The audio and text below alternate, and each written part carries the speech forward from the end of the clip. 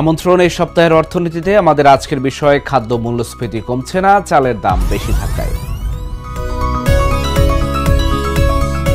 বাংলাদেশ পরিসংখ্যান ব্যুরোর জুলাই মাসের মূল্যস্ফীতির চিত্রে দেখা যাচ্ছে ৪ মাস পর মূল্যস্ফীতি আবার বাড়ল। গত জুলাই মাসে মূল্যস্ফীতি আবার বেড়েছে। গত মাসে সার্বিক মূল্যস্ফীতি হয়েছে ৮.৫৫%। গত জুন মাসে এই হার ছিল ৮.৪৮%। তখন টানা ৪ মাস ধরে সার্বিক মূল্যস্ফীতি কমেছিল। গত ৩ বছর ধরে দেশে উচ্চ মূল্যস্ফীতি বিরাজ করছে।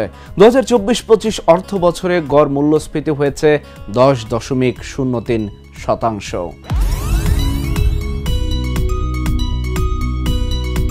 গত জুলাই মাসে খাদ্য মূল্যস্ফীতি হয়েছে ৭.৫৬%। গত ২-৩ বছর ধরে অর্থনীতির অন্যতম প্রধান চ্যালেঞ্জ হয়ে দাঁড়ায় মূল্যস্ফীতি নিয়ন্ত্রণ। অন্তর্বর্তী সরকার ক্ষমতায় আসার পর সুদের হার বাড়িয়ে মূল্যস্ফীতি নিয়ন্ত্রণের চেষ্টা করছে। এনবিআর তেল, আলু, পেঁয়াজ, ডিম সহ বেশ কিছু নিত্যপণ্যের শুল্ক কর কমিয়ে দেয়। বাজারে নিত্যপণ্যের আমদানি প্রবাহ ঠিক রাখার চেষ্টা করা হয়, তারপরও খাদ্য মূল্যস্ফীতি আশানুরূপ কমছে না।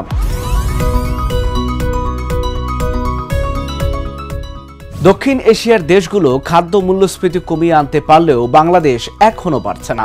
বিশ্বব্যাংকের খাদ্য মূল্যস্ফীতির তালিকায় বাংলাদেশ টানা ২ বছর ধরে লাল শ্রেণীতে রয়েছে। এখন খাদ্য মূল্যস্ফীতি বাংলাদেশে বেশি।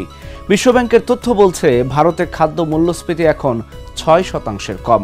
পাকিস্তানে মূল্যস্ফীতি এখন মাইনাস, অর্থাৎ খাদ্যপণ্যের দাম কমছে। শ্রীলঙ্কায়ও একই চিত্র। নেপাল ও মালদ্বীপে খাদ্য মূল্যস্ফীতি ৮% কম।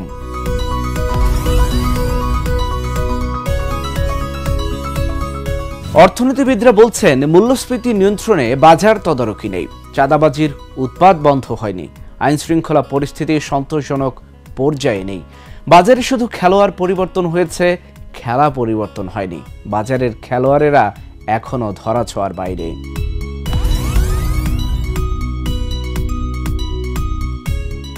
জিনিসপত্রের দাম ক্রমাগত বাড়লে এবং সেই অনুযায়ী আয় না বাড়লে ধার দেনা করে সংসার চালাতে হয়, কিংবা খাবার, কাপড়চোপড়, যাতায়াত সহ বিভিন্ন খাতে কাটছাঁট করতে হয়।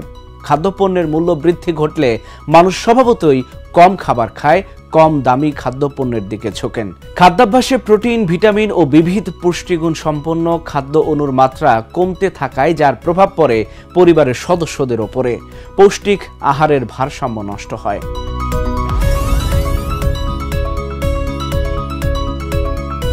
গত জুলাই মাসে খাদ্য মূল্যস্ফীতি বাড়ার পেছনে প্রধান ভূমিকা রেখেছে চালের দাম।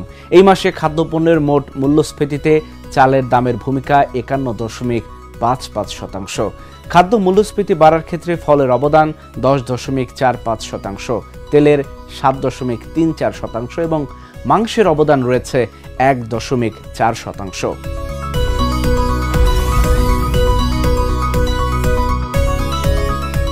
বিশ্ববাজারে চালের দাম গত ৮ বছরের মধ্যে সর্বনিম্ন পর্যায়ে নেমে গেছে। রেকর্ড উৎপাদন ও ভারতের রপ্তানির নিষেধাজ্ঞা তুলে নেয় বাজারে সরবরাহ বেড়ে গেছে, তাতেই কমেছে চালের দাম। থাইল্যান্ডের ৫% ভাঙা সাদা চালের রপ্তানি মূল্য বিশ্ববাজারের মানদণ্ড হিসেবে পরিচিত। এই চালের দাম সম্প্রতি টন প্রতি $৩৭২.৫০ নেমে গেছে। বিশ্ববাজারে চালের দাম কমলেও দেশের বাজারে বেশ অনেকদিন ধরেই চালের দাম বাড়তি।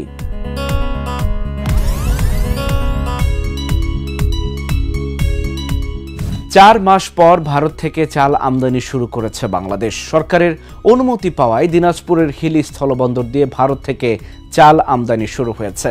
দেশে চালের মজুদ ও ভোক্তা পর্যায়ে দাম স্বাভাবিক রাখতে এই পর্যন্ত বন্দরের ২৮ জন আমদানিকারক অনুমতি পেয়েছেন। গত মঙ্গলবার থেকে হিলি স্থলবন্দর দিয়ে ভারত থেকে দেশে চাল আমদানি শুরু হয়। ২৮ জন আমদানিকারক ৪০,০০০ মেট্রিক টন চাল ভারত থেকে আমদানি করার অনুমতি পেয়েছেন। ভারত থেকে চাল আমদানি শুরু হলেও শুল্ক জটিলতায় খালাস করতে পারছেন না বন্দরের আমদানিকারকরা।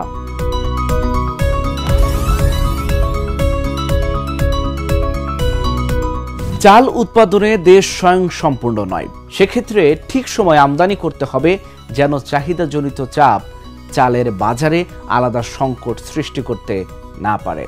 সরবরাহ ঠিক থাকলে বাজারে কারসাজির সুযোগ কমে যায়, কিন্তু বাংলাদেশে চাল আমদানি সাধারণত নিষিদ্ধ থাকে। সরকার বিশেষ অনুমতি দিয়ে চাল আমদানি করে। সময় মতো আমদানি না হলে বাজারে কারসাজির সুযোগ সৃষ্টি হয় বলে জানা যায়।